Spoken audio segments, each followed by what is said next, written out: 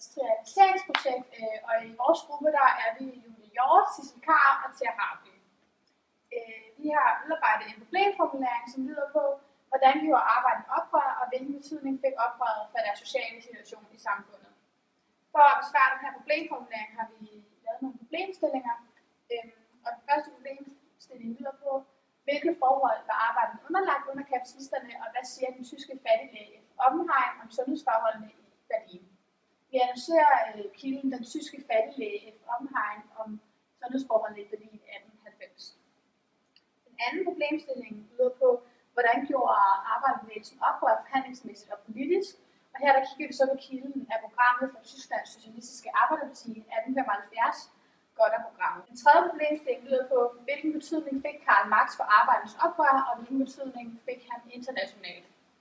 Og sidste problemstilling er, hvilken betydning fik det for samfundsstrukturen, at arbejderne blev oprør, og hvordan kommer oprøret til udtryk i kilden, uddrag af indkaldelse til demonstration i København 2. maj 1872. Og nu vil vi så svare på problemstillingerne.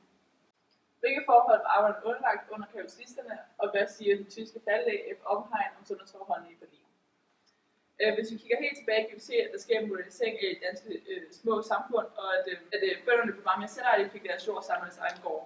Det gjorde, at de fik meget højere produktionsevne, og at de blev mere koncentreret om at producere deres eget jord, så de fik et meget højere udbytte. Og de ville producere meget mere til videre salg end til deres eget forbrug, fordi de fik det større udbytte. Det ydede så, at de fik en højere generel velstand i de små danske samfund, som så videre gjorde, at der kom en høj befolkningsudvikling og en lav dødelighed, det de fik større mulighed for at få bedre fødevarer og generelle levevilkår. Og i det satte skub i en højere befolkningsudvikling og en lav dødelighed, gjorde, at der kom mange flere mennesker på landet. Og det gjorde, at jo flere mennesker der kom, jo større arbejdskraft kom der, så det sætter et skub i det hele, at der kommer med det hele. Det gjorde så, at de der dagligdags nødvendigheder med at få produceret produkter, som bare skulle nødvendige dagligdag, blev hurtigt besat. Og der kom en direkte overbefolkning, eller der kom mange mennesker til, at de kunne bruge i forhold til, hvad de skulle producere til dagligdag. Det gjorde så, at de fik mulighed for at importere fra udlandske producenter, og at de håndværksmæssige bedrifter kunne hjælpe på vej af de industrielle maskiner, der gjorde, at de kunne lave den her store produktion, og nu var så mange mennesker alligevel. Et godt eksempel på det kunne være f.eks. bomuldsindustrien, der havde fået mulighed for at importere bomuld fra de mere sydlige lande, den var, at man ikke selv havde mulighed for f.eks. at dyrke det i Danmark. Det gjorde så, at industrialiseringen var en klar fordel for middelklassen og forretningsfolk og fabriksejere. I modsætning til førhen, hvor det mere har været godsejere og adel, der har haft og den her rige del af samfundet, hvor det nu var middelklassen, der fik chancen for at komme højere om. Og det var sådan generelt, fordi at det var fabriksejere, der fik mulighed for at købe alle de her maskiner og sådan noget, hvor godsejere og adel ikke fik den her samme stigning i velstand. For eksempel som den der bomuldsindustri, det kan vi se, at et eksempel på en kapitalstærk forhandler kunne være en klædeforhandler, der opkøber uld og fordeler ud til spindere og vævere, der kan sidde i deres privat hjem og producere et produkt til klædehandlere, som så senere kan afhente færdige produkter og sende det videre til farvning, så man kan få det her ønskede færdige produkt. Så kom der en stor udvikling af industrielle maskiner, der gjorde, at der kom den her vævemaskiner, så det blev muligt for klædehandlerne at samle alle vævemaskiner på et sted og samle stor produktion i store fabrikker. Og det vil både øge produktiviteten og arbejdsindsatsen. Det gjorde, at der kom en større produkt. Og det var det, vi kan se her med, at det var et kapitalstærke forretningsfolk, der opkøber råvarer og lavede et produkt ud af det og brugte det til at lave en stor industri. Det gjorde så, at den høje befolkningstilstand, der var ude på landet, fik mulighed for at få arbejde på de her nye fabrikker, som de kapitalstærke forretningsfolk havde lavet i byen. Og det gjorde det så, at de almindelige folk fik nemmere ved at finde jobs, nu hvor befolkningsvækst alligevel var steget, og der var lav dødelighed. Og de her jobs, som de kapitalstærke forretningsfolk så fik udnyttet, fik skabt, var under meget strenge krav. For eksempel blev der skabt de her store fabrikker, som kom ind til byen, der så også gjorde, at folk flyttede fra land til by. De folk, der blev brugt, går det så nu her, fordi industrimaskiner var mere ufaglærte, der skulle blive brugt. Det gjorde så, at arbejdet nu blev maskindrevet, og der var ikke nogen krav for at have nogen faglært baggrund for at kunne komme ind og arbejde på de her fabrikker. Og arbejdet var derfor meget monotont og ensformet, og hvilket så gjorde, at man før, når man arbejdede på landet, havde sit eget arbejdstempo, og man selv sådan havde lyst til at producere, men her skulle man indordne sig under de krav, der var. Hvis nu man får at vide, at der skal produceres det her løbet af en dag, så skal forventer en kapitalstærk forretningsmand, at der står det, når de er færdige. Og fordi hvis man ikke havde kunne leve op til de her krav, så stod der bare en ny ude for døren, der var klar til at komme ind og overtage det arbejde, fordi at der var så meget stor efterspørgsel på arbejde nu, og der var den her forhøjede befolkningsudvikling. Den samme disciplin blev direkte lagt ud af de kapitalstærke forretningsfolk, da det der så kom fra, der flyttede på landet ind til byen, var nødt til at leve under de her, fordi de ikke havde andre alternativer. Der var den her forhøjede befolkningsudvikling, og det gjorde så, at der ikke var andre alternativer at leve under de her stramme kår. Og det kunne for eksempel være, at de havde en 7-dages lang arbejdsuge, hvor en typisk arbejdsdag lå mellem 12 til 14 timer. Det resulterede så i, at de store byer hurtigt blev ophobet fra de her små storbyer til at være store fabriksbyer, hvor der var tæt bebyggelse, og det var den nye form for moderne byggeri. Det var så, når der var den her tæt bebyggelse, at der kom en masse sundhedsmæssige forhold, som ikke levede op til det optimale. Der boede gerne flere familier under samme tag, og de boede meget, meget tæt, hvilket gjorde, at der kom en høj smittefare. Men så er det store spørgsmål til bare, hvorfor at folk ikke ville blive på landet, og de alligevel vidste, at når de kom til byen, ville der være dårlige sundhedsmæssige forhold i forhold til, hvad der var på landet. Men det simple svar er, at der simpelthen var et for stort overskud ude på landet, og desuden var der lavere børnedødelighed derude, så hvorfor ikke blive derude, men der var simpelthen for mange mennesker, så de var nødt til at rykke til byen for at få noget arbejde. Vi kan se med den tyske faldlæge F. Omheim, der siger i kilden om forholdene i Berlin. Han siger, først og fremmest var de dødbringende epidemier, som endnu dengang foretog mere end en 10. af storbyens spædbørn. Børnekolera og sommerdiræne, bekendte årsagerne, fordrevet mælk og luft i de overfyldte legekaserner. Vi ser her et første eksempel på, at der kommer de her epidemier, der skylder den her store smittefare, er, når man lever tæt ved folket. Og senere der nævner han også, at på tredjepladsen kom de utallige provokerede aborter, som vi måtte efterbehandle. Udførte snavsede afkode og endnu mere snavsede kvinder, som foretog deres ofre for sidste kvejkning og alt for ofte påførte dem velhavende sygdom eller stedret eller død. Også mængden af kønssygdom og prostitution i alle dens afskygninger. Vi ser her også, at der er de her beskidte kår i byerne, hvor at selv aborter, og hvor at han hjælper de her kvinder i de snavse dele af kronemånen, så ser vi, at der er de her dårligt sanitære forhold til, hvordan at de kan behandle. Når vi bruger den her kilde direkte som en beretning, bruger vi den udelukkende for at se, hvordan forholdene er i byen, og ikke så meget for, hvordan samfundsklassen er delt, men vi bruger den for at se, hvordan at de lever under de her forhold med, at der er mange spædbørn, der dør, og at han må behandle dem direkte på gaden.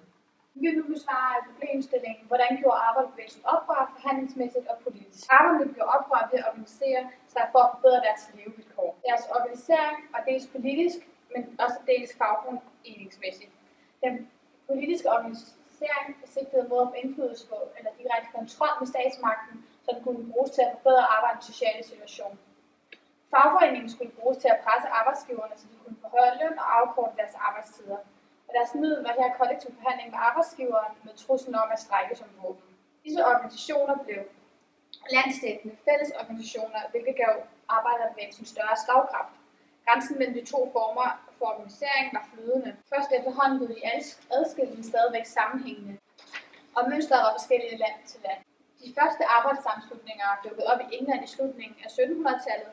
I den øvrige industrialiserede verden dukkede de først op i løbet af 1800-tallet.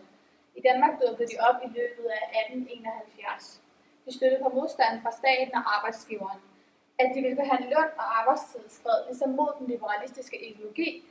Lønnen skulle ifølge liberalisterne bestemmes efter udbud og efterspørgsel. Fagforeningerne blev derfor anset som en trussel mod den bestående samfundsorden. Især folk i underklassen blev set som en trussel, fordi de ligesom var primitivt uddannede, snavsede, ildelugtende og arbejdsløse og ejendomsløse, så de kunne ligesom årsmænds gå amok uden at tabe noget.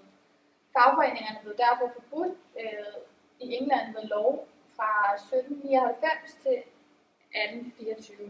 I Tyskland blev der i 1878 vedtaget en lov mod arbejdsorganisering, den såkaldte socialistlov, som dog kun var i kraft til 1890. Omkring midten af 1800-tallet vandt fagforeningerne større udbredelse og mere accept i Europa. Arbejdsgiverne oprettede også deres organisationer, der ligesom kunne forhandle med fagforeningerne. Og sådanne sammenslutninger kunne så modvirke, at arbejdsgiverne skulle blive presset til at overbyde hinanden med hensyn til løn. I Tyskland blev arbejdernes ret til at indgå i kollektiv overensstemmelse fastslået i lovgivningen i år 1900. Her oprettedes der særlige domstole, som skulle afgøre eller tage stilling til konflikter på arbejdsmarkedet. I Danmark resulterede en langvarig arbejdskamp i år 1899 i det såkaldte septemberforlig mellem fagforeningernes hovedorganisation, som var de samvirkende fagforbund, der var stiftet året før, og Dansk Arbejdsgiverforening. Denne aftale fastsætter regler for forhandlingerne mellem arbejdsgiver og fagforeninger om løn og arbejdstid, og for hvordan og hvornår arbejderne ligesom måtte iværksætte strejker. I Danmark og Tyskland der blev fagbevægelsen altså i højere grad en del af et ordnet arbejdsmarkedssystem, end det var i tilfældet i England og i USA. I USA var det nemlig helt anderledes. Fagforeningerne var blevet lovlige og 1842, men de blev modarbejdet eller ligefrem forfulgt af myndighederne til langt op i det år 20. århundrede. Arbejdsgiverne de hørte private vagtkorps, som satte ind imod strejkende medarbejdere, og i arbejdskonflikter tog myndighederne og politiet rutinemæssigt arbejdsgiverens side. Og hvis vi så kigger på kilden af programmet for Tysklands Socialistiske Arbejderparti 1875, Godter-programmet, så ser vi her, at arbejdernes krav også tydeligt kommer til udtryk. Først og fremmest bruger vi kilden som beretning, da den er skabt af Tysklands Socialistiske Arbejderparti, og den har ligesom et meddelende element, der rummer en beskrivelse af fortiden. Her der er det en beskrivelse af det tyske socialistiske arbejdsparti, som forlangte. Og da det er Tysklands Socialistiske Arbejdsparti, der har udarbejdet det her program, så er det en førstehåndskilde, og den eneste tendens, den ligesom må være påvirket af, er, at det er arbejderne, der har lavet programmet, og det må derfor være til fordel for arbejderne. Man ser tydeligt i kilden, at det er arbejderne, der har udarbejdet programmet, da de i programmet har et punkt, som siger, en normal arbejdsdag er svaret til samfundets behov, forbud mod søndagsarbejde. Arbejderne de kæmpede for at afkorte deres arbejdstider, og det kommer også tydeligt til udtryk i det her punkt. Arbejderne kunne snit have 7 dages lange arbejdsuger, hvilket de så ikke længere vil finde sig i. Derudover har det et punkt, som forbyder børnearbejde og kvindearbejde, som skader sundhed og sædelighed. Det er da også tydeligt, at det kommer fra arbejderne, da arbejdsgiverne var fuldstændig ligeglade med, at børn helt ned til 5-6 års alderen skulle op tidlig morgen og arbejde sen aften i kulminerne, fordi det handlede egentlig bare for dem om at indtjene penge. Men det her vil arbejderne heller ikke længere finde sig i, fordi udover det, i dårlige forhold, så fik børn og kvinder også dårligere løn end mændene.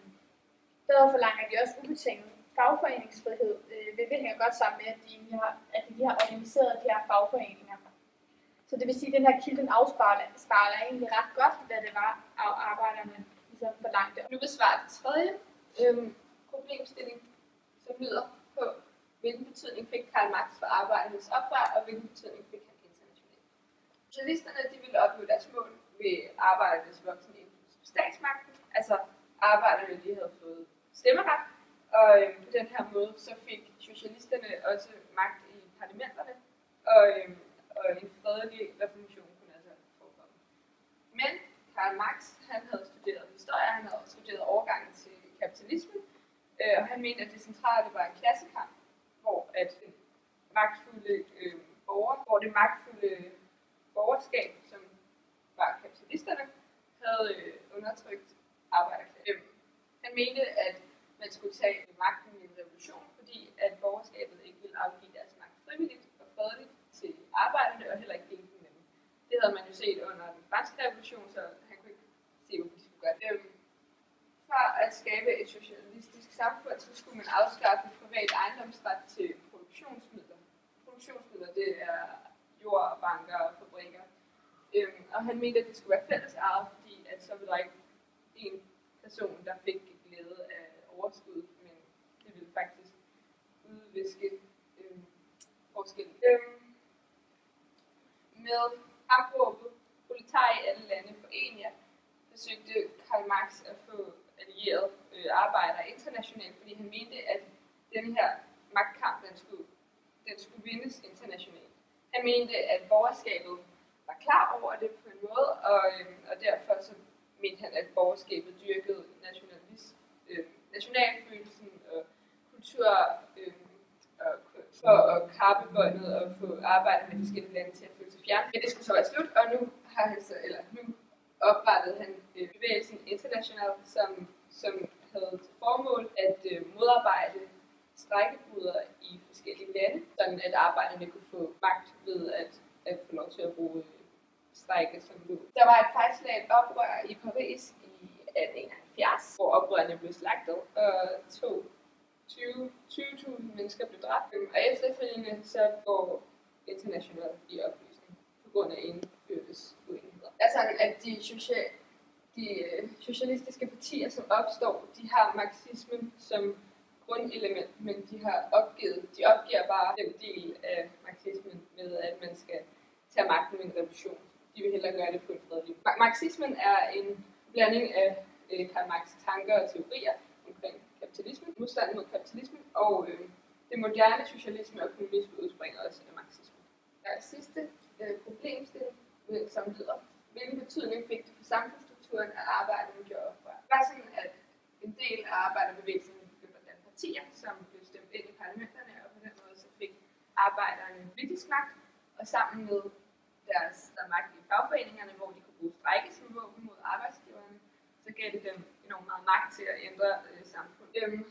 I Danmark og Tyskland, der blev fagbevægelsen en del af et organiseret arbejdssystem, og der er sådan, at, som vi også tidligere har nævnt, at arbejdsgiverne de begyndte at organisere sig forening, som kunne forhandle med fagforeningerne, sådan at de ikke blev tvunget til at overbyde hinanden.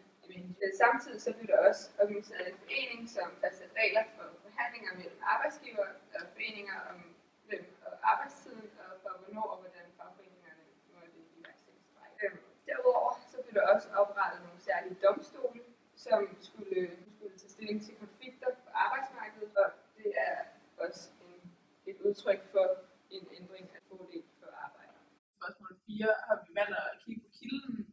Uddrag og indkaldelse til demonstration i København 2. maj 1872. Og når vi kigger på kilden, kan vi se, at der er arbejderne allerede sikre på, at de vil få en meget bedre fremtid, i det at hele kilden indledes med, at de siger, snart dages det, brødre, det lysner i øst. De overbeviser om, at de er ved at nå deres mål, og hvis de holder deres mandtal over for de frie arbejdere over alle, vil det hjælpe i kampen mod kapitalen, som også kommer til udtryk i næste citat, hvor der står. Lad os der engang holde mandtal over alle frie arbejdere, over alle, som hjælper os i kampen mod kapitalen. Vi vil da få at kende vores egen magt og vores fjenders svaghed. Der kan vi så også se med, at de kommer til at kende, at de selv har en ret stor magt i samfundet til at få indflydelse på det hele, og de så indser, at de kan få større magt end kapitalen, som her fjenderne. Og ud fra kilden kan vi også analysere os frem til, at de har opnået det, de gerne vil, og i hvert fald er på vej hen mod det. Så de vil gerne håne eller hævn over kapitalisterne og tidlige arbejdsgivere, for at skænke dem en bedre livsdrik, som de siger i citatet. Eder, vi vil endnu en gang tilråbe, I har i årtusinder skænket os en bedre livsdrik. Vogt jer nu, målet er fuldt. Lad der ikke komme en eneste dråbe til, eller det flyder over. Og her kan vi se det der med, at de har levet under, at de er blevet skænket den her bedre livsdrik med de dårlige levevilkår og alle de her retter, de ikke har haft på det, eller ikke retfærdighed, de har haft på deres arbejdsplads. Man kan også til gengæld så se det som en trussel mod kapitalisterne med, at de ikke skal gøre oprør, fordi at de bare kan stramme reglerne ved, at de har fået den her store magt ved at lave deres, med at de ikke skal have den her bedre livsdrik. Nu har vi besvaret alle vores problemstillinger, og nu kan vi så trække trådene sammen og besvare vores problemformulering. Vi ved, at arbejderne vil undertrykke kapitalisterne med umenneskelige levevilkår, som f.eks. for alt for lave lønninger og uretfærdige arbejdstider. Arbejderne gjorde så oprør ved at organisere sig i organisationer. Organiseringer skulle hjælpe dem til at forbedre deres levevilkår. Deres organiseringer var dels politiske, men også fagforeningsmæssige. Den politiske organisering sigtede mod at få indflydelse eller direkte kontrol på statsmagten, så de forbedrer deres sociale situation i samfundet. Fagforeningen skulle så presse arbejdsgiveren, så de kunne få bedre løn og afkorte deres arbejdstider. Og deres middel var her kollektiv forhandling med arbejdsgiveren med truslen om at strejke som våben. Og fik betydning for deres sociale situation i samfundet, og de blev respekteret og hørt. Deres levevilkår var bedre, hvilket som var deres mål.